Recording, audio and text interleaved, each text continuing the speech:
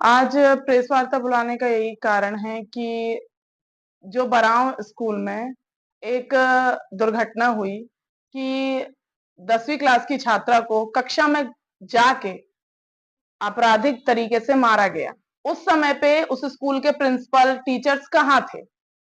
अब सरकारी PM Shri school है वो, अब सरकारी स्कूल में लड़कियों की सुरक्षा ही नहीं है, तो लोग अपने बच्चियों को कैसे भेजेंगे? कोई भी आपत्तिजनक कोई भी दुर्घटना घटती है तो वहां के स्कूलों की टीचरों की ये जिम्मेदारी होती है कि वो उनकी सुरक्षा करें। और 3 दिन बाद जब प्रिंसिपल ये दुर्घटना को ओपन कर रहे हैं, वो बता ही नहीं रहे थे, ये गलत बात है। वहां पे पीएम श्री स्कूल है, अब जिला बन गया है, किसी भी स्कूल में कैमरे नहीं लगे हैं। कैमरे की एक कैमरा तो होना चाहिए कि स्कूल में कौन आ रहा है, कौन जा रहा है, ये व्यवस्था बिल्कुल होनी चाहिए। दूसरी बात कि जिला बनने के बाद से हमने ये सोचा था कि कुछ बढ़ेगा, हमारा मऊगंज आगे बढ़ेगा, नए रोजगार के साधन आएंगे, बहुत सारी चीजें और अच्छी होंगी। तो मुझे ऐसा लग रहा है कि पीछे की तरफ जा रहा है, जितना देखा उतना नशा बढ़ता जा रहा है। जिन्होंने आरोप लगाया कि कई दिन तक छुपाया गया प्राचार्य द्वारा, उसके बाद फिर एफआईआर। हाँ, परिजनों से हमारी बातचीत हुई थी तो उन्होंने भी बताया कि बिटिया बहुत डरी सहमी हुई थी, वो पहले बात तो बता ही नहीं रही थी, फिर जब जैसे तैसे बताया तो प्रिंसिपल से जाके बातचीत हुई तो वहां के प्राचार्य की क्या ऐसी बातचीत है कि बताइए वो ओपन क्यों नहीं कर रहे हैं? आप सरकारी स्कूल के प्रिंसिपल हो, आप इतनी तनख्वाह लेते हो गवर्नमेंट स्कूल के, आप इतने बच्चों आपके स्कूल में पढ़ने आते हो, क्या आपकी जिम्मेदारी? कोई जिम्मेदारी ही नहीं है वहां पे।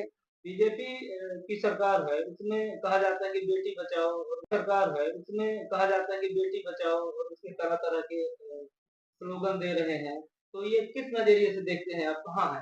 कोई कोई इसका सब निराधार है, कुछ नहीं है, बीजेपी सिर्फ बोलने के लिए है। आप बताइए कि हमारे विधायक साहब, नया जिला बना है, जब से नए जिले में आप विधायक बने, किसी स्कूल में एक कैमरे की व्यवस्था नहीं है, एक कैमरा नहीं है। बच्चियां जब स्कूल जाती हैं, आती हैं, एंट्रेंस और एग्जिट के समय तो कम से कम हर क्लास में नहीं लगा सकते, तो एंटर और एग्जिट में तो ध्यान दे। दूसरी बात कि हमारे श्री अरविंद केजरीवाल जी, दिल्ली सरकार ने, आपने स्कूल में देखा था दिल्ली में कैसे स्कूलों की सुविधा थी, पर अब यहाँ पे मध्य प्रदेश में सारे स्कूलों को देखिए। आज की एक दुर्घटना की बताइए, सरकारी स्कूल के शिक्षक अर्ध नग्न अवस्था में मादक चीजों का सेवन करके रोड में पड़े हुए हैं। ऐसे अगर शिक्षक होंगे तो क्या स्कूल का होगा? मऊगंज के विधायक तो धार्मिक प्रवृत्ति के हैं, तो गीता रामायण पढ़ते रहते। अरे, गीता रामायण पढ़ने से कुछ नहीं होता, भारत का संविधान पढ़ें, जो बहुत जरूरी है हमारे लिए। तो क्या वो विधायक हो गए, संविधान के बारे में उनको जानकारी नहीं है? अगर होए तो ये सब चीजें कहाँ हैं? मऊगंज में दिखती क्यों नहीं है? उनकी दिखनी चाहिए ना कि हमारा मऊगंज प्रगति की ओर चल रहा है। अगर किसी रोड को लेके, कोई रोड खराब है, कोई स्कूल में बच्ची असुरक्षित है, बताइए अभी 3 दिन तक बच्ची को ले जाके उसके साथ बलात्कार हुआ, उसको लाके छोड़ दिया, क्या है? पुलिस प्रशासन कुछ नहीं करती है, निराधार है, बस 2 दिन की बयानबाजी हो जाती है, बस उसके अलावा कुछ नहीं होता है।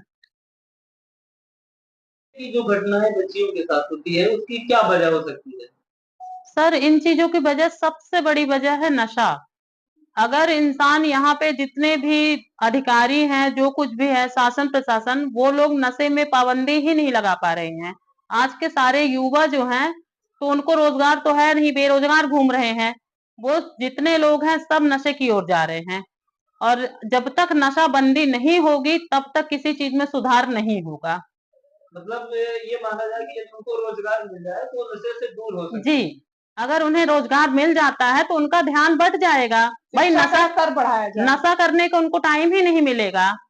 और अपराध की बड़ी वजह आप मानती है कि नशा जी, है? अपराध की सबसे बड़ी वजह नशा है।